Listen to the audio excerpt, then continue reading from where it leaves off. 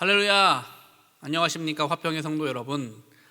슬기로운 성경생활 우리가 계속적으로 잘 진행하고 있는데요, 오늘도 다시 이렇게 만나게 돼서 너무나 반갑고 주님의 이름으로 인사를 드리며 문안을 드립니다.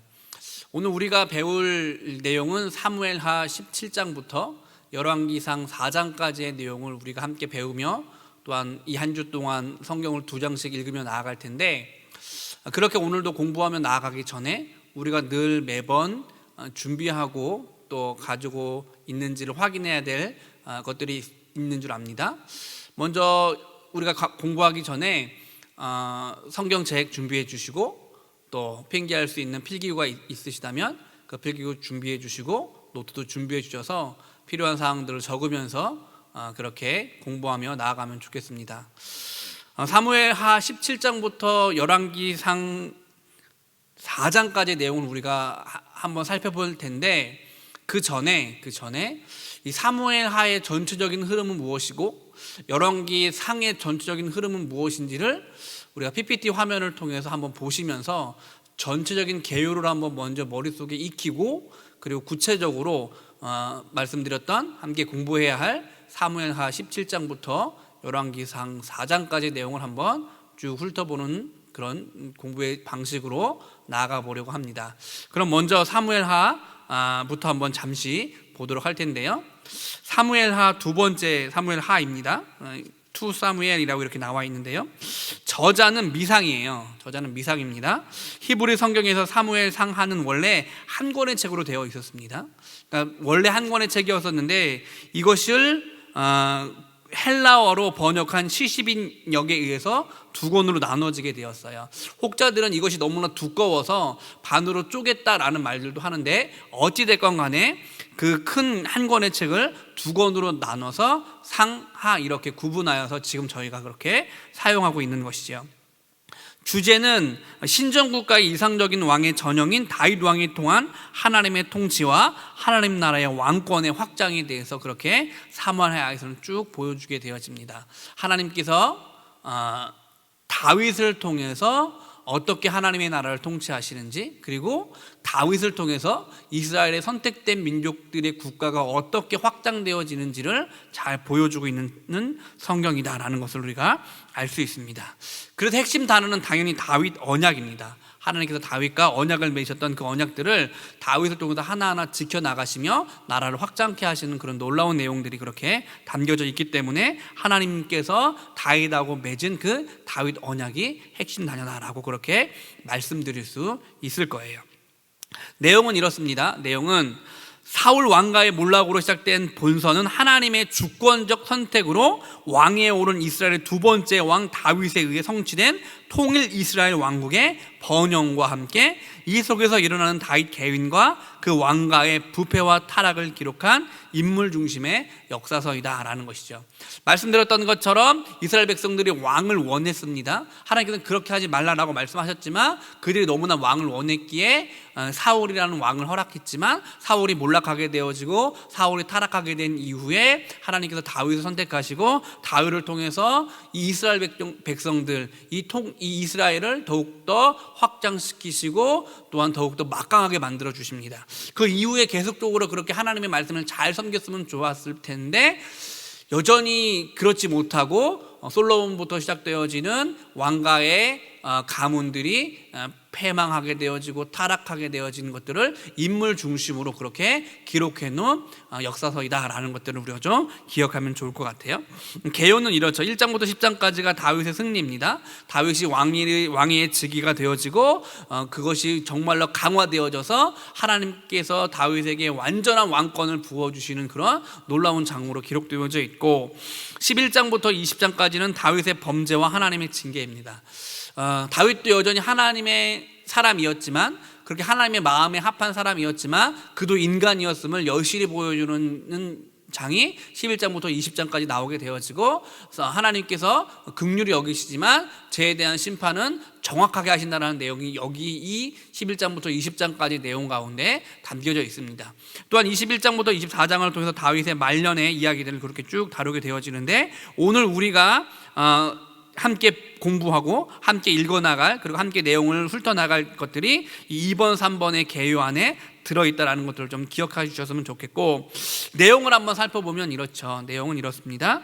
21장 1절로부터 14절까지는 3년 기근에 대해서 그렇게 이야기하고 있어요. 그리고 이후에 21장 15절로부터 22절까지는 브렛과의 전쟁에 대해서 이야기하고, 그 다음에 22장 1절로부터 23장 7절로까지는 다윗의 감사 찬양에 대해서 이야기합니다. 23장 8절로부터 39절까지는 다윗 용사들에 대해서 쭉 열거가 되어 있고, 마지막 5번의 25장에는 인구조사에 대한 내용이 그렇게 기록되어져 있고, 그것을 함으로 말미암아 하나님께서 그를 온역을 통해서 이스라엘 백성들을 벌 주시는 것들이 그렇게 나와 있습니다. 특징은 이렇습니다. 새 인물에 대한 이야기인데, 사무엘, 사울, 다윗을 중심으로 기록된 이 사무엘상과는 달리 이 사무엘하는 온전히 한 사람에 대해서 초점이 되어져 있는데, 누구냐면 방금 말씀드렸던 것처럼 다윗 왕입니다. 다윗 왕에 대해서 초점이 맞춰져 있고, 이스라엘 통치에 대해서 그렇게 초점이 맞춰져 있다는 것들을 좀 기억하면 좋을 것 같습니다. 그리고 두 번째 특징은 무엇이냐면, 통치자를 목자에 비유한 최초의 기록이 나오게 되어집니다. 그리고 다윗 가문의 영원한 왕권을 보장하는 다윗 언약이 기록되어져 있는 성경이다라는 것들을 좀 기억하면 좋을 것 같고요. 그래서 하나님께서 다윗의 혈통에서 태어날 메시아의 언약도 그렇게 담겨져 있는 책이다라는 것들을 좀 기억하시면 좋을 것 같아요. 그리고 하나님의 택한 자가 범죄하여 회개할 경우 죄는 용서하시나 그 범죄에 대해서는 철저하게 징계하심을 다윗을 통해 또 잘 보여줌을 우리가 또 확인할 수 있게 되어집니다.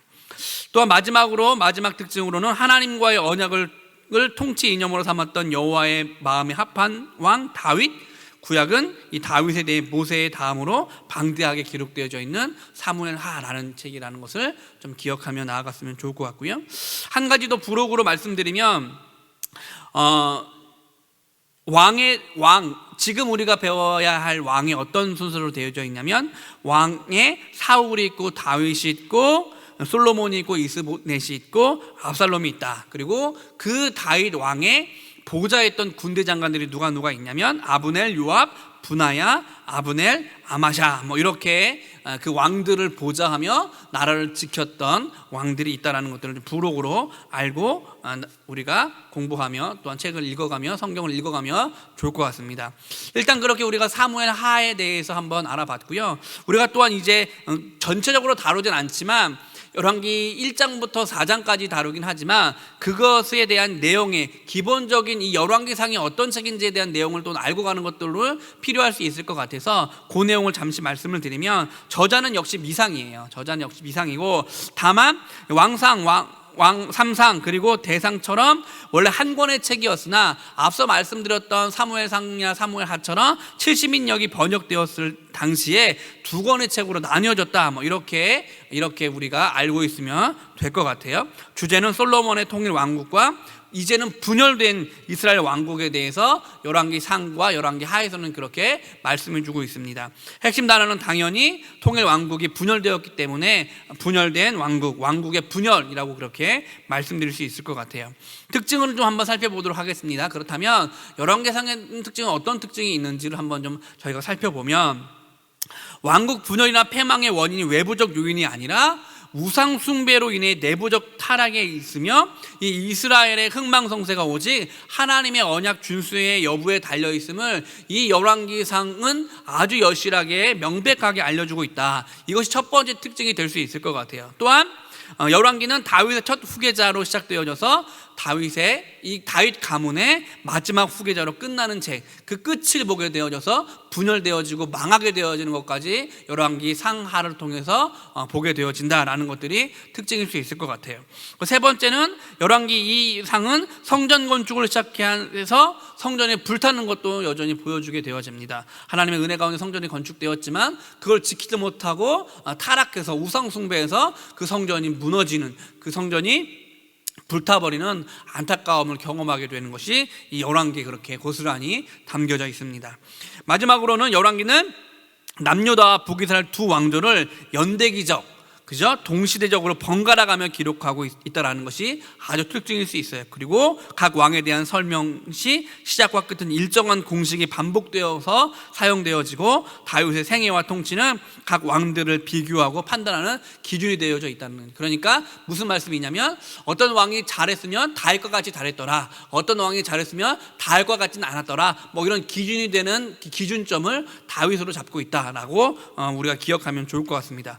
이렇게 열왕 사무엘 하에 대한 기본적인 개요와 기본적인 특징에 대해서 알아봤고, 그리고 열왕기 상에 대한 기본적인 개요와 특징에 대해서 우리가 한번 잠시 살펴봤습니다. 그것들을 머리에 살짝 담으시고 우리가 또 오늘 배워야 될 사무엘 하 17장부터 열왕기상 4장까지의 내용을 한번 살펴보면 좋을 것 같습니다. 혹여 모르실까봐 이렇게 PPT로 띄워드렸으니까 보시면서 기억이 안 나면 PPT를 활용하시고 PPT를 확인해 보시면서 또한 공부해 나가시면, 또한 성경을 읽어 나가시면 훨씬 더 유익할 수 있겠다라고 생각이 되어집니다. 자, 이제 말씀드렸던 것처럼 본격적으로 오늘 우리가 이번 주에 읽어야 할, 한 주 동안 읽어야 할 사무엘 하 17장으로부터 열왕기상 4장의 내용 한번 보도록 하겠습니다. 사무엘 상은 앞서 말씀드렸던 것처럼 사울과 그의 아들들의 죽음으로 끝을 맺게 되어지고, 사무엘 하는 본격적으로 이제 다윗의 중심이 되어서 하나님의 나라의 통치와 하나님의 나라에 대한 확장에 대해서, 그리고 하나님의 언약하심의 성취에 대해서 그렇게 우리에게 말씀해 줍니다. 이렇게 시작된 다윗의 통치에 관한 이 기록들이 이 사무엘 하와 역대상 대부분을 차지하고 있음을 우리는 잘 알 수 있습니다. 그래서 사무엘 하를 보다가 좀 명확하게 알고 싶다라고 하면 역대상에 넘어가서 보면 그것이 좀 더 구체적으로 나올 때가 있다라는 거죠. 그렇게 동일하게 기록되어 있는 책이다라는 것들을 좀 우리가 알면 좋을 것 같습니다. 30세에 유다 지파의 왕으로 등극한 이후에 70세에 하나님의 품으로 돌아가기까지 다윗은 하나님의 종으로 살기를 굉장히 기뻐했습니다. 하나님의 백성을 섬기는 아주 훌륭한 청지기로서의 삶을 그는 그렇게 살아냈다라고 해도 과언이 아닐 것입니다. 이스라엘 역사상 누구도 인정하지 않을 수 없는 가장 위대한 왕으로 인정받고, 하나님께서도 나의 마음에 합한 왕이다, 나의 마음에 합한 자다, 얘는 선한 왕이다 라고 인정했던 바가 있는 아주 귀한 왕이 다윗 왕이다라고 이야기할 수 있을 거예요. 그런 의미에서 지난주에 사무엘하 16장까지의 다윗의 통치의 삶을 한번 살펴보았고요. 이번 주는 말씀드렸던 것처럼 사무엘하 17장부터 열왕기상 4장까지의 내용을 살펴보면서 하나님께서 인간과 언약을 맺으시고 그 언약을 얼마나 신실하게 또한 지키시는지를, 그 다윗에게 지키시는 약속을 통해 그 신실하심을 확인해 보는 그런 시간이 되었으면 좋겠습니다. 다만 제가 원래 슬기로운 성경 생활을 여러분과 함께 공부해 나갈 때, 성경을 읽어 나갈 때 어떻게 했냐면 한 장 한 장 장제목을 말씀드리고 그 장의 내용이 어떠한지를 말씀드리면서 그렇게 공부를 했죠. 근데 오늘은 다만 그렇게 하진 않고 하내용의 연결을 따라서 우리가 묶어서 공부할 수도 있고 읽을 수도 있고 그 내용을 살펴볼 수도 있을 것 같아요. 그렇게 살펴보면서 함께 나아가도록 하겠습니다. 자, 조금은 생소한 본문일 수 있지만 어쨌든 간에 찬찬히 저와 함께 본문에 집중하다 보면 그리 어렵지 않게 본문을 읽고 내용을 이해할 수 있고, 이번 한 주도 그렇게 읽어 나가시는데 크게 어려움이 없을 거라고 생각이 되어집니다. 지난주에 김기현 목사님과 함께 공부했던 내용들을 다시 한번 상기하시면서 이후의 내용들, 오늘 배울 내용들 한번 보면 좋을 것 같은데요. 먼저 아히도벨과 후세라는 제목을 가지고 우리가 한번 말씀을 볼 건데, 사무엘하 15장부터 사무엘하 16장까지의 내용이 그렇게 담겨져 있어요. 사무엘하 15장은 아히도벨과 후세에 대한 내용을 그렇게 아마 살펴보셨을 거예요.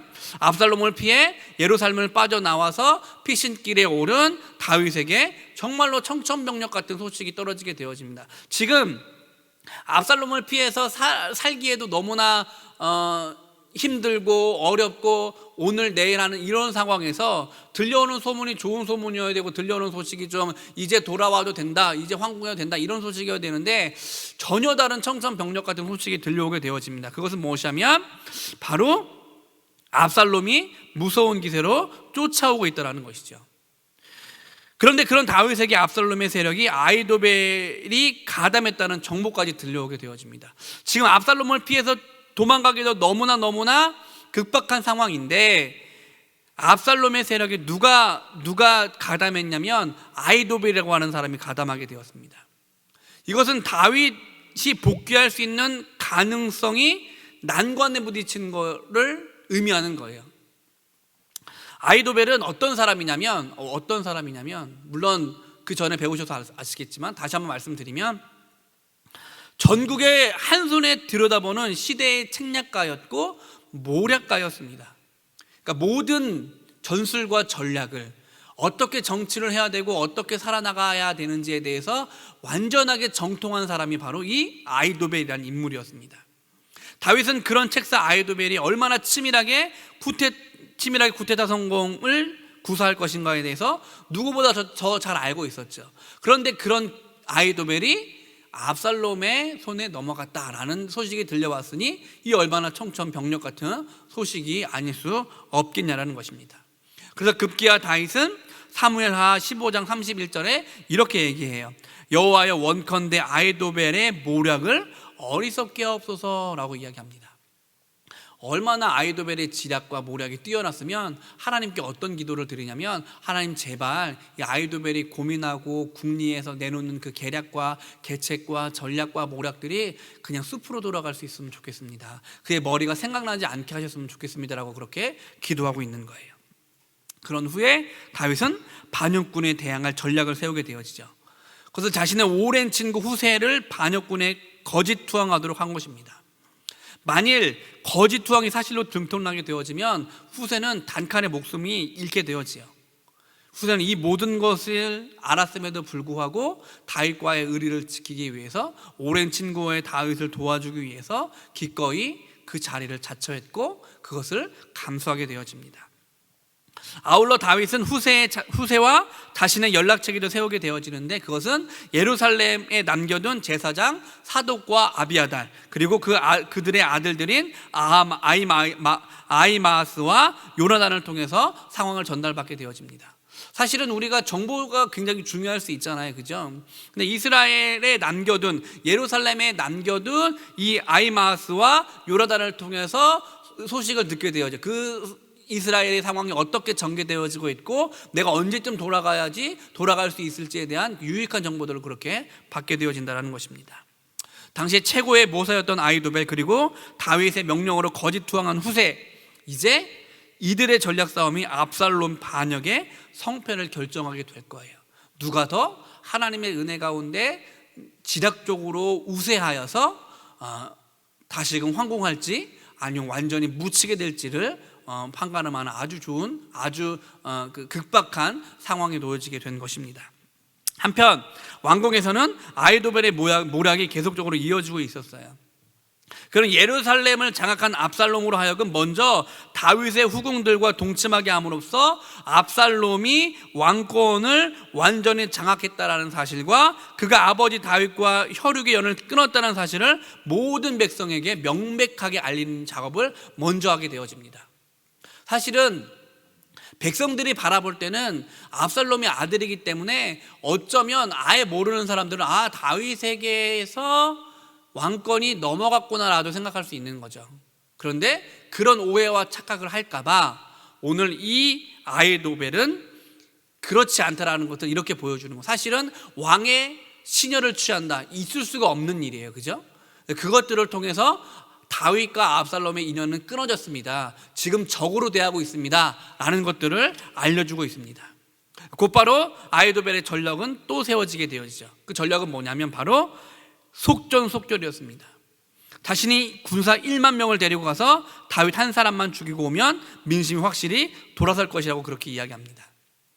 만일 이 아히도벨의 이 계획대로 했다면 다윗은 꼼짝없이 당했을 거예요. 바로 이때 후세가 등장하여서 위장된 계획으로 압살롬을 설득하게 되어집니다.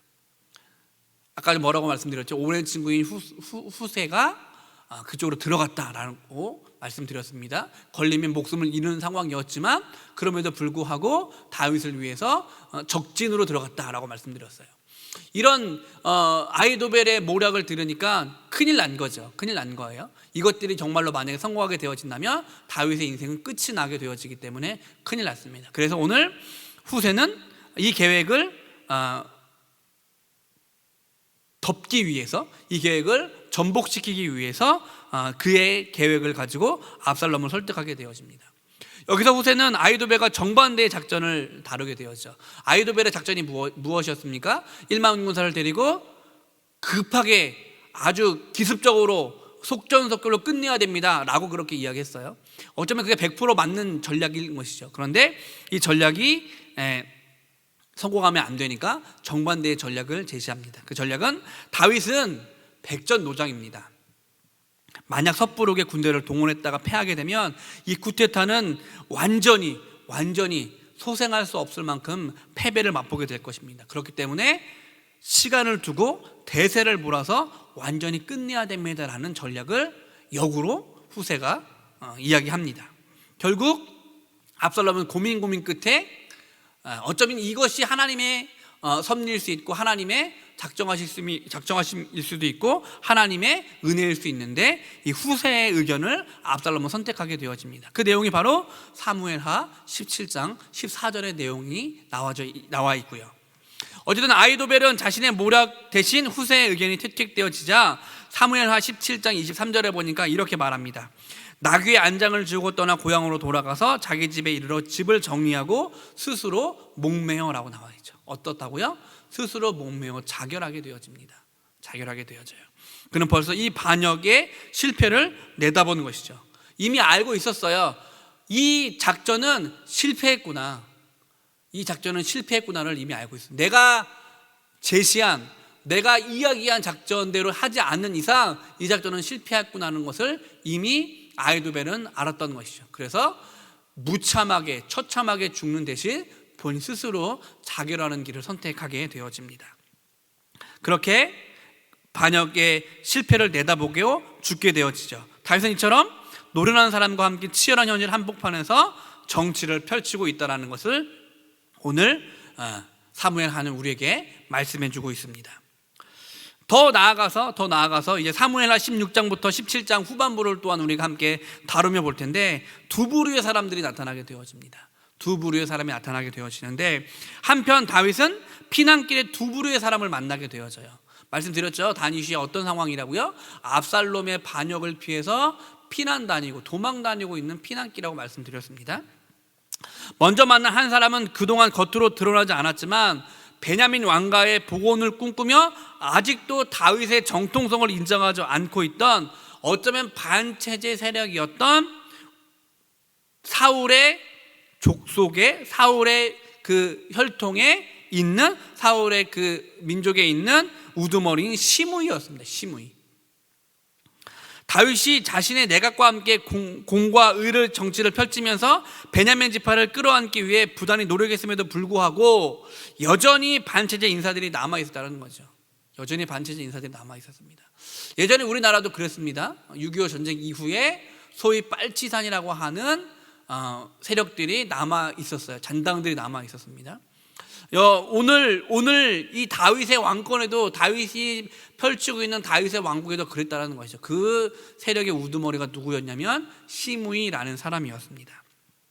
베냐민 지파가 다시 정권을 잡아야 한다고 생각하는 사람들이 다윗이 강하게 나라의 기강을 잡고 그렇게 통치하고 있을 때는 당연히 드러나면 처형당하는 것을 알았기 때문에 숨죽여 조용히 있었어요. 반란이 일어나자, 그런데 이제 반란이 일어나자 그들이 들고 일어나게 되어지죠. 그래서 보니까 사무엘하 16장 7절부터 8절에 보니까 시므이가 다윗 이렇게 말씀하고, 성경은 이렇게 말씀하고 있어요. 시므이가 저주하는 가운데 이와 같이 말하니라. 피를 흘린 자여, 사악한 자여, 가거라. 사울의 족속의 모든 피를 여호와께서 내게로 돌리셨도다. 그를 이어서 내가 왕이 되었으나 여호와께서 나라를 내 아들 압살롬의 손에 넘기셨도다.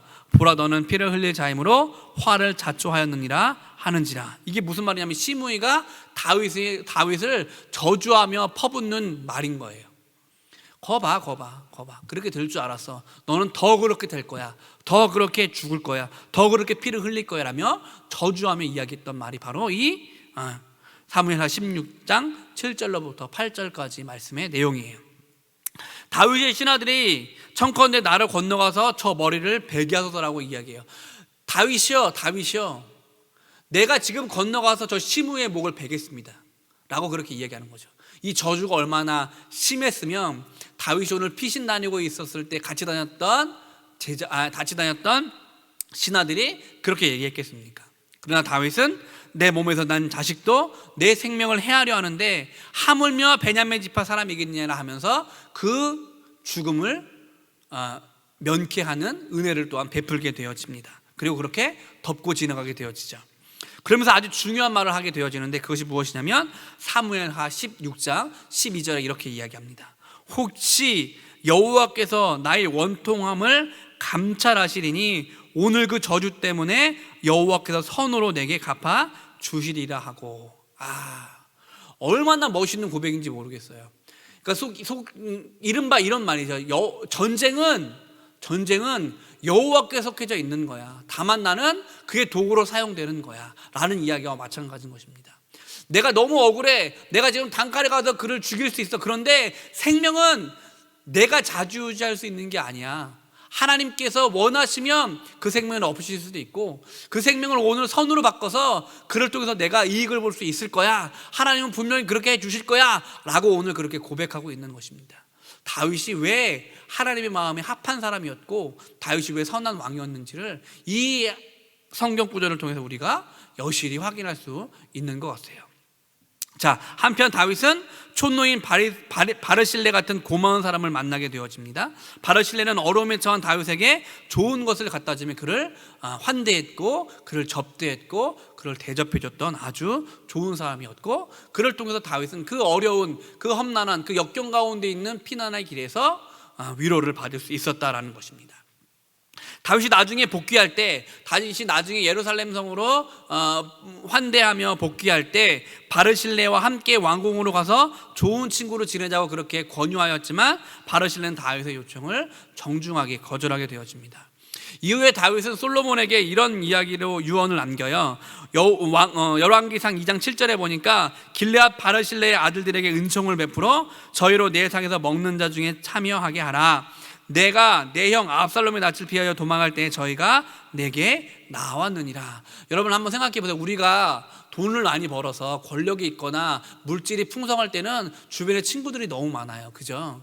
누구든지 와서 같이 밥 먹자고 하고 누구든지 가서 같이 사귀자고 그렇게 이야기하는데 반면에 우리가 완전히 거지가 되어지고 망하게 되어지고 우리가 길거리에 나앉게 되어지면 온데간데 없어집니다. 마찬가지죠. 다윗이 왕궁에 있을 때, 다윗이 완전한 권력을 가지고 있을 때는 누구든지 다윗에게 환대할 수 있고 그것을 당연한 것일 수 있어요. 그런데 다윗이 쫓기는 신세가 되고 다윗이 죽을 위험에 처해져 있을 때는 시므이처럼 저주하는 사람만 생기게 되어진다는 것이죠. 그런 상황에서 바르실레가 그렇게 호의를 베풀었고 다윗의 마음을 위로했다. 그리고 다윗은 그것을 은혜로 알았고 또 그 은혜를 갚은 모습을 보여주게 되어지는 것입니다. 이렇게 앞전에 함께 읽었던 사무엘하 15장부터 우리의 범위에 속해 있던 17장까지를 한번 살펴봤어요. 연이어 사무엘하 18장부터 24장까지 또한 열왕기상 1장과 2장과 3장과 4장의 내용을 계속적으로 살펴볼 텐데 복귀와 유언에 대해서 한번 살펴보도록 할 거예요. 자, 앞서 말씀드렸던 아히도벨의 예견대로 지략대로 압살롬의 반역은 실패로 끝나고 다윗은 어떻게 됩니까? 궁궐로 복귀하게 되어지며 다시 왕권의 모습을 회복되어지고 왕의 모습으로 돌아오게 되어집니다. 아버지를 쫓아내고 왕이 되려고 한 압살롬의 욕망은 어떻게 되었습니까? 죽음으로 일단락되었어요. 죽음으로 일단락되었습니다. 하나님이 원하시지 않는 일을 자행할 때 결국 이런 엄청난 결과를 얻게 되어진다는 것을 우리는 또한 교훈으로 얻어야 됩니다. 어쨌든 그렇게 죽음으로 일단락되어집니다. 이 과정 속에서 다윗이 그토록 어렵게 일구어낸 통일 이스라엘이 서로 분열되고 그로 인해 2만 명이 넘는 사람이 죽고 맙니다. 이 모든 일은 다윗이 범죄가 가져온 결과였습니다. 한편 요압은 압살롬의 생명은 해하지 말라는 다윗의 명령을 묵살하고 압살롬을 죽입니다. 여러분 한번 생각해 보시기 바랍니다. 내 아들이 나를 죽이려고 해요. 그래서 내가 그것을 피해서 도망 다니게 되어집니다. 어쨌든 이것들이 무마되어지고 이것들이 해결되어서 내가 왕궁에 들어간다고 한들 내가 내 아들을 죽이기가 쉬울까요? 어려워요. 어렵습니다. 그렇게 못해요. 사실은 부모기 때문에. 그런데 오늘 그 할 수 없는 것을, 그리고 그것들 명령하지 않았음에도 불구하고 요압은 다윗의 말을 묵살하고 다윗의 명령을 묵살하고 아들 압살롬을 죽이게 되어집니다. 다윗에게 요압은 정말로 없어서는 안 될 아주 중요한 다윗의 최측근이었어요. 다윗의 모든 일들을 해결해주는 최측근이었습니다. 그런데 한편으로는 이런 면에 있어서는 다윗을 괴롭게 하는 가시 같은 존재였다라는 것입니다. 다윗은 사퇴 수습에 나섭니다. 그런데 한 가지 놀라운 사실은 무엇이냐면 다윗이 복귀하자 시므이가 제일 먼저 찾아왔다는 거예요. 아까 뭐라고 말씀드렸습니까? 다윗이 압살롬을 피해서 도망할 때 시므이가 길 건너편에서 너 저주받을 거야, 너 피 더 많이 흘릴 거야 라고 저주했던 사람이 누구예요? 베냐민의 족속의 우두머리였던 시므이였어요. 다시금 왕권이 회복되어졌습니다. 다시금 궁궐로 돌아왔습니다. 그는 당연히 막강한 권력을 가지게 되었죠. 그랬더니 다시 시므이가 찾아와서 넙죽 절합니다. 1,000명의 자신의 추종 세력을 데리고 와서 엎드려서 살려달라고 애원하게 되어져. 다윗은 민족 내에 갈라진 감정의 골을 메우기 위해 자신을 저주한 시므이를 용서하고 그를 모든 체제 안으로 끌어들이게 되어집니다. 다윗이 얼마나 큰 것을 가지고 있는 왕이었는지 잘 알 수 있습니다. 또한 유다 지파로 하여금 사퇴 수습에 앞장서도록 함으로써 나라를 다시금 견고하게 세워 나가게 되어집니다. 그런데 이 모든 노력에도 불구하고 민족 내의 갈등은 쉽사리 사그라들지 않습니다. 사무엘하 20장에 나오는 세바의 반역 역시 지파들 간의 감정의 골이 깊어 드러난 한 사건이다라고 그렇게 말씀드릴 수가 있을 거예요. 지금은 좀 덜한데 예전에 제가 오래 살진 않았지만 기억하건대 우리나라에도 지역 간의 감정의 골이 깊어 있었던 모습을 보게 되어집니다. 사실은 그렇게 좋은 모습은 아니에요. 그죠? 한 민족이고 같은 동포고 같은 시대를 살아가는 사람인데 지역이 다르다는 이유로 골이 깊다라는 것, 참으로 안타까운 모습이 아닐 수 없습니다. 어쨌든 이들도 같은 언어를 사용하는 민족이었지만 지파가 달랐기 때문에 그 지파가 다른 것 때문에 골이 깊어 있는 모습을 또한 보게 되어지고 그 골이 깊어 있음이 세바의 반역이라는 또한 사건을 통해서 또한 드러나게 되어집니다. 사무엘하 21장부터 24장은 다윗의 인생을 요약하는 것이라고 할 수 있습니다. 다윗의 인생에서 일어났던 이야기들, 다윗과 함께했던 사람들의 명단, 그리고 다윗이 하나님과 가졌던 교제의 시를 그렇게 담고 있어요. 다윗 시대 이스라엘의 공동체는 이전부터 내려온 큰 숙제를 껴안고 있었는데 유다 지파와 다른 지파 간의 반목이 그것이에요. 여러분, 유다 지파가 예수 그리스도가 탄생한 지파이기 때문에, 그리고 다윗의 혈통이 지파이기 때문에 굉장히 막강했습니다. 그 세력이 어마어마했겠죠. 그것들을 바라보는 다른 지파는 당연히 시샘을 할 수밖에 없어요. 그런 반목들이 있었다라는 것입니다. 사울의 후손에 대한 기본 사람들의 한 맺힌 감정도 여기 그렇게 고스란히 담겨져 있음을 보게 되어집니다. 이미 압살롬의 반역을 겪으면서 홍역을 치른 다윗은 국가 지도자로서의 양쪽의 입장과 생각을 고려해 지혜로운 처신을 하게 되어집니다. 젊은 시절 고난 속에서 지도자 훈련을 받은 다윗은 진정한 지도자로서 국가 공동체 전체를 끌어안는 길을 택하는 지혜와 용기를 갖춘 사람이었고, 하나님은 그런 다윗을 통해서 이스라엘이 점점 더 확장되어지고 점점 막강하게 되어지는 은혜를 베풀어 주셨다라는 것입니다. 그런데 참 아이러니하죠. 사람은 어쨌든 누구나 다 죄인 것 같아요. 이렇게 하나님의 은혜를 받아서 나라가 평안해지고, 나라가 또한 어찌됐건 간에 정돈되어지고, 어찌됐건 간에 나라의 국력이 확장되어지면서 영토도 확장되어지는 이 좋은 시기에 다윗이 죄를 범하게 되어집니다. 인간으로서 원래부터 갖고 있던 죄성이 발현되게 되어지는데, 그것이 무엇이냐면 바로 자신의 업적을 과신하는 인구조사를 하게 되어진다는 것이죠. 여러분, 사실은 생각해 보면 이것이 자신의 업적을 이룬 것이 아니에요. 오로지 하나님의 은혜였고 온전히 하나님의 역사하심이었습니다. 그런데 인간이 죄인이기 때문에 마치 자기가 한 것처럼 생각이 들어요. 그래서 내가 얼만큼의 인구를 가지고 있고 어느 정도의 땅덩어리를 가지고 있는지가 궁금할 수 있다는 거죠. 다윗은 이런 죄를 범하게 되어집니다. 인구조사를 강행하게 되어집니다. 하면 안 되는 것을 분명히 알았지만 그것을 강행하게 되어져요. 그것이 바로 사무엘하 24장의 내용이죠. 인구조사에 대한 보고를 받고 나서야 다윗은 자신의 잘못을 깨닫고 후회하게 되어집니다.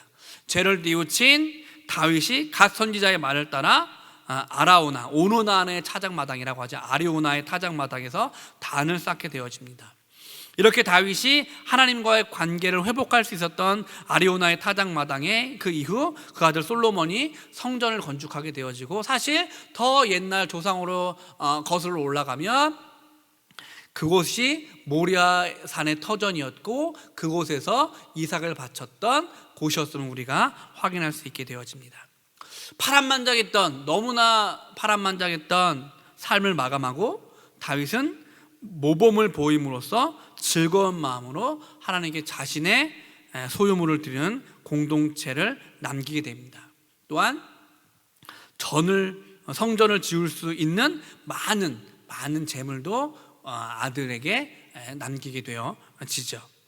이렇듯 대단한 삶을 살았던 다윗도 어느덧 그렇게 나이가 들게 되어지죠. 사람은 누구나 태어나면 죽는 시기가 있게 되어지죠. 시간이 지나고 세월이 지나면 노쇠하게 되어집니다.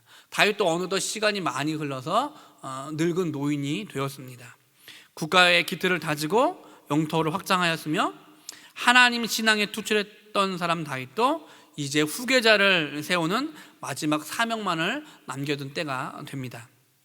왕자 아도니아가 스스로 왕이 되려 하는 반역 위기 가운데 다윗은 솔로몬에게 왕위를 계승하겠다라고 그렇게 선포하게 되어지죠. 다윗이 그의 생애를 마감하고 아들 솔로몬에게 유언을 남기게 되어집니다. 어떤 유언을 남기냐면 그 유언의 내용이 바로 우리가 오늘 공부해야 할, 이번 주에 읽어야 할 열왕기상 2장 2절로부터 2장 4절까지의 말씀에 나와 있는데, 한번 보면 이렇습니다. 내가 이제 세상 모든 사람이 가는 길로 가게 되었노니 너는 힘써 대장부가 되고 내 하나님 여호와의 명령을 지켜 그 길로 행하여 그 법률과 계명과 율례와 증거를 모세의 율법에 기록된 대로 지키라. 그리하면 내가 무엇을 하든지 어디로 가든지 형통할지라. 여호와께서 내 일에 대하여 말씀하시기를 만일 내 자손들이 그들의 길을 삼가 마음을 다하고 성품을 다하여 진실이 내 앞에서 행하면 이스라엘 왕위에 오를 사람이 내게서 끊어지지 아니하리라 하신 말씀을 확실히 이루게 하시리라. 아멘. 무슨 말을 합니까? 하나님의 명령을 지키고 그 율례를 지키고 그 법도를 지키고 그 길을 따르라 라는 것이죠. 믿음과 신앙을 지켜 살아가라 라고 말씀하고 있는 것입니다. 자신과 맺으셨던 하나님의 약속을 아들에게 그렇게 고스란히 전수해 주며 그것이 이스라엘의 대대의 비전이 되어야 된다라는 것을 다시금 그 아들에게 유언으로 남기고 있는 것입니다. 뒤이어 그는 정치적 유언을 남기게 되어지는데 그것이 왕상 2장 5절로부터 2장 9절까지 내용에 나와 있는데, 한번 보면 내용은 이렇습니다. 첫 번째, 요압과 시므에 대한 경계를 늦추지 말고 그들을 감시해야 한다고 충고합니다. 왜냐하면 앞서 말씀드렸던 것처럼 시므이는 다윗이 공과 의를 행할 때에도 사울 왕정의 복원을 꿈꾸며 최대의 전복을 시도했던 사람입니다. 하물며 다윗이 죽고 난 이후에 그가 어떤 행동을 할지를 아무도 모르는 거죠. 그렇기 때문에 너가 경계해야 된다, 너가 긴장을 늦추면 안 된다라고 그렇게 이야기하고 있는 것입니다. 또한 요압은 어떻습니까? 아까 말씀드렸던 것처럼 요압은 다윗에게 없어서는 안 될 최측근이었습니다. 그래서 다윗이 영토를 확장해 나갈 때 늘 군대의 선봉에 서서 진두지휘하고 전투했던 아주 훌륭한 장군이었지만 다윗의 명령을 묵살하고 압살롬을 죽였던 자였어요. 그의 아들을 죽였던 자였습니다. 고비 때마다 사사로운 이익에 붙들려 국가의 대세를 그리셨던 인물 또한 요압이라는 사람이었습니다. 그는 아브넬이 사울의 아들 이스보셋을 허수아비로 만들었듯이 다윗의 뒤를 이을 솔로몬을 허수아비로 만들 가능성이 충분히 있었던 사람이기 때문에 요압을 경계해야 된다, 요압은 위험한 사람이다라고 그렇게 알려주고 있는 것입니다. 그래서 다윗은 솔로몬이 안정적인 정치를 하기 위해서는 기회를 보아 그들의 죄를 덮지 말라고 이야기합니다. 편안하게 시간이 다 되어서 연수가 다 되어서 음부로 내려가지 못하게 하라는 이야기도 하게 되어진다는 것이죠. 이후 실제 솔로몬은 다윗의 유언대로 시므이와 요압의 행동을 면밀히 주시하였다가 그들의 잘못이 발각되자 곧 그의 죄를 물음으로써 그들을 처형하게 되어지고 이스라엘의 기틀을 다시금 튼튼히 하고 세워나가는, 왕권을 세워나가는 일들을 감당하게 되어집니다. 또한 피난길에 자신을 도왔던 누구죠? 아까 말씀드렸던 바르실레, 그죠? 바르실레의 아들들에게 은혜를 갚아라라고 이야기합니다. 그는 솔로몬에게 이렇게 한 나라의 지도자로서 하나님 앞에서, 그리고 정치적 감각을 가지고 조심할 사람, 그리고 후대할 사람, 은혜를 베풀 사람, 은혜를 갚을 사람, 그리고 또 내지는 골고루 인재를 등용해야 함을 말해주면서 하나님께서 허락한 이 나라가 망하지 않고 대대로 왕성하게, 대대로 강력한 나라로 이어나갈 것을 그렇게 당부하고 유언으로 남기고 있는 것입니다. 한 시대를 풍미했던 다윗은 이렇게 세상을 떠나고 약속의 계승자 솔로몬이 역사의 전면에 등장하는 국면의 전환이 이루어지게 되어지죠. 다윗에게는 초대왕 사울이 어지럽혀 놓았던 시대의 어둠을 걷어내야 하는 사명이 있었다면, 지금 막 다윗이 죽고 난 이후에 왕위에 오른 솔로몬에게는 다윗의 선정을, 다윗이 베풀었던 이 강력한 정치를 이어받아서 사명을 감당하는 막중한 책임이 주어지는 중요한 전환기가 오늘 다윗과 솔로몬에게 주어졌고, 더욱이 솔로몬에게 이렇게 주어지는 모습이 보여지게 되어집니다. 솔로몬은 이것들을 감당하기에 상당히 어려움이 있었어요. 그죠? 왜냐하면 자신의 아버지 다윗이 굉장히 선한 왕이었고 하나님의 마음 합한 왕이었으며 나라를 강력하게 지도했던 왕이었기 때문에 이것을 감당하기엔 자신이 부족함을 여전히 인식하고 있었습니다. 그래서 솔로몬은 지혜를 구하는, 지혜의 마음을 구하는 솔로몬의 모습을 보여주게 되어지는데, 마지막으로 우리가 볼 이 열왕기상 3장과 4장의 내용에 지혜를 구하는 솔로몬의 모습이 그렇게 담겨져 있습니다. 다윗의 뒤를 이어 솔로몬 왕은 기브온에서 하나님께 1,000번제를 드립니다. 하나님께서 솔로몬의 꿈에 나타나셔서 솔로몬이 원하는 바를 물으시게 되어지죠. 그래서 솔로몬이 뭐라고 답을 합니까? 하나님, 내가 이 백성들, 하나님의 백성들을 통치하기가, 그들에게 그들을 관리하고 그들에게 은혜를 베풀고 그들에게 하나님의 것을 알려주기에 너무나 부족합니다 라는 것들을 인식하게 되어서 그 1,000번제를 드리고 나서 어떻게 이야기하면, 판결을 굽게 하지 않고 옳은 판결을 할 수 있도록 은혜를 베풀어 주시옵소서, 지혜를 허락하여 주시옵소서, 그렇게 기도하게 되어지고 간구하게 되어지고 하나님께 은혜를 구하게 되어지죠. 아버지 다윗처럼 이스라엘 백성을 주의 백성이라고 여기며 아버지의 유언에 따라 하나님의 나라의 의와 의를 위해 고민하는 솔로몬을 보시고 하나님은 무척 기쁘셨습니다. 우리가 열왕기상의 내용을 전체를 다 알고 있기 때문에 나중에 솔로몬이 어떤 모습인지는 알지만, 사실 초창기 때의 솔로몬은 하나님께 전적인 헌신 있는 모습을 보였고 하나님을 전적으로 의지했던 모습을 보이게 되어집니다. 다윗과 같은 길을 걷는 모습을 보게 되어집니다. 어쨌든 하나님께서 그렇게 하나님의 백성이라고 인정하고 하나님의 백성을 통치해야 되는 본인이 죄된 인간임을 고백하며 지혜를 구한 모습을 보시면서 무척 기뻐하시게 되었어요. 그래서 솔로몬이 구한 지혜를 더하여 주었고, 그뿐만 아니라 부와 영광도 함께 주시는 은혜를 베풀어 주십니다. 하루는 어떤 일이 있었냐면, 두 여인이 한 아이를 데리고 왔습니다. 서로 자기의 아이라고 싸워요.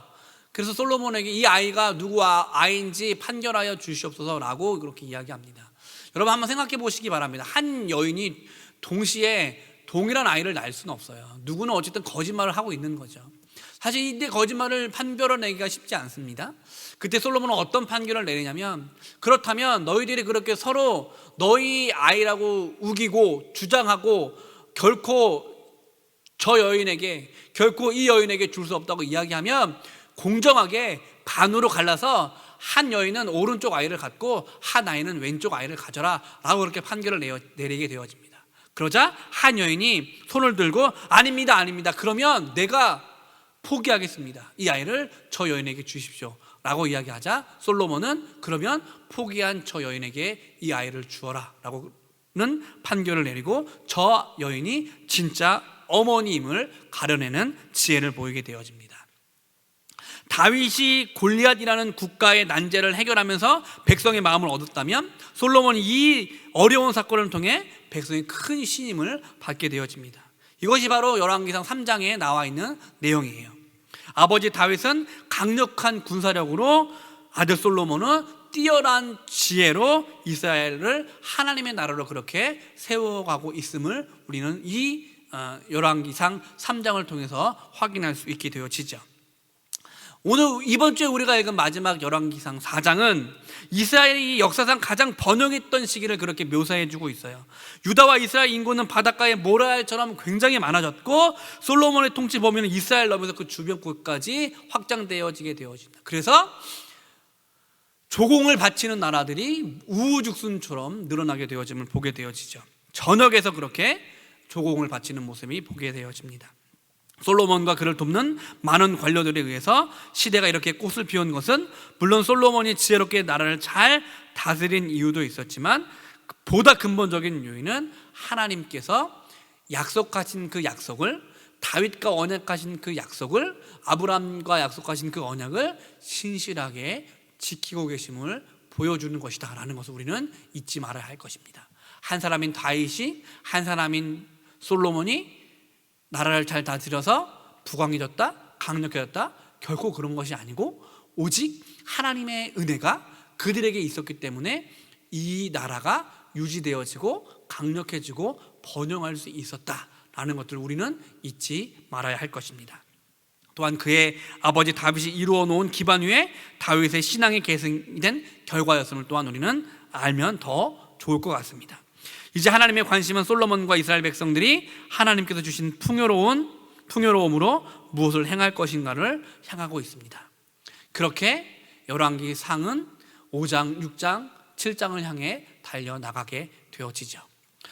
한번 정리해 보겠습니다. 오늘 우리는 이번 주 우리는 사무엘하 17장부터 열왕기상 4장까지의 내용을 배울 텐데 압살롬으로부터 쫓기는 다윗의 모습을 통해서 하나님께서 그에게 어떻게 은혜를 베풀어 주시고 그 어떤 과정을 거쳐서 다시 궁궐에 복귀하는지를 우리가 확인하게 되어지고 이후에 그가 늙어서 죽은 이후에 솔로몬이 왕위에 오르게 되어지고 솔로몬이 나라를 통치할 때 하나님의 은혜가 또한 강력히 임해서 그 나라가 부강해져 가는 모습을 오늘 이번 주 우리가 말씀을 통해서 알게 되어질 것입니다.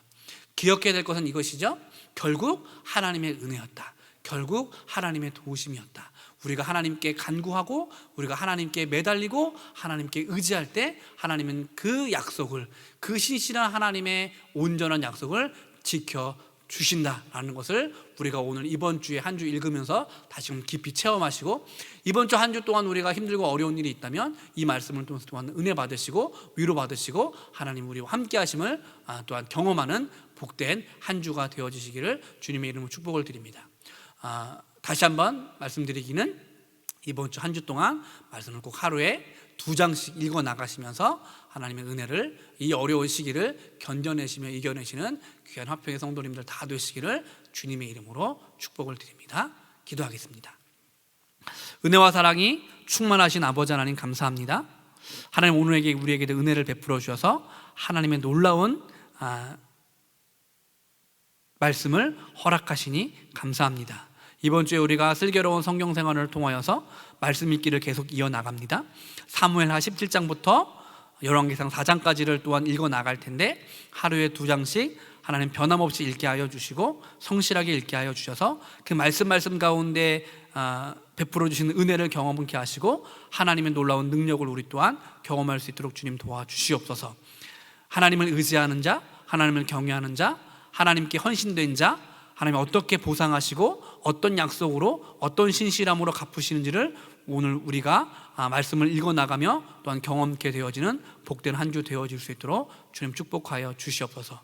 늘 강건하고 늘 평화로운 날 허락하실 것을 믿고 감사를 드리오며 예수님의 이름으로 기도하옵나이다. 아멘.